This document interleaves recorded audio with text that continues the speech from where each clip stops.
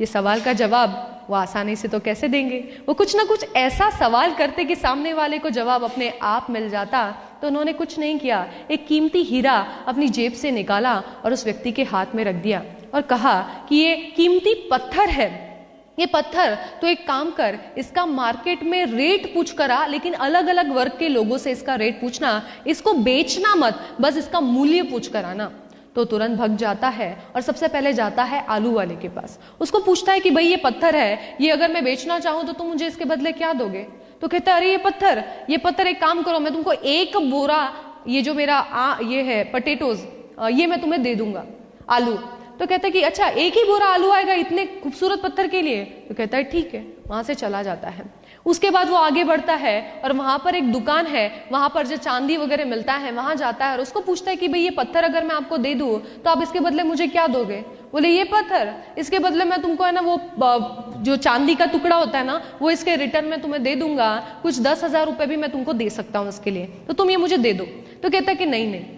उसके बाद वो जाता है गोल्ड वाले के पास। गोल्ड वाले के पास जब वो जाता है वो कहते हैं कि अरे ये जो तुमने दिया ना इसके लिए मैं तुमको 1,00,000 रुपए देने के लिए तैयार हूं, ये मुझे तुम दे दो। तो कहता है कि नहीं ये तो मैं आपको नहीं दे सकता। लेकिन उन्होंने एक अजीब चीज देखी कि जिस भी व्यक्ति के पास गए उनके लेवल के हिसाब से उसने पत्थर की कीमत रखी।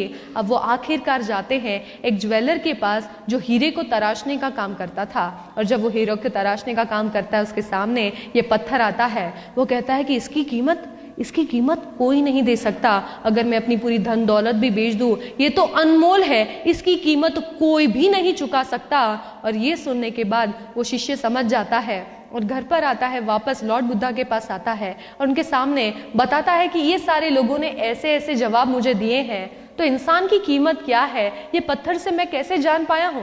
तब वो बहुत अच्छे से जवाब देते हैं, समझाते हुए बताते हैं कि भाई जिस व्यक्ति की अंदर से जो हालत है वही व्यक्ति सामने वाले को उसी तरह परखेगा। आलू वाले की हैसियत आलू बेचने की थी, तो अपनी हैसियत अपनी सोच के हिसाब से उसने सामने वाले का वैल्यू किया। हीरे वाले ने हीरे की तरह अनमोल कहकर वैल्यू किया। तो अगर आपको कोई आज के बाद बुरा भला कहता है कि तू बेकार है, थर्ड क्लास है, तेरे अंदर कोई टैलेंट नहीं, तो समझ जाइए कि वो आपकी बात नहीं कर रहा, वो अपनी बात कर रहा है।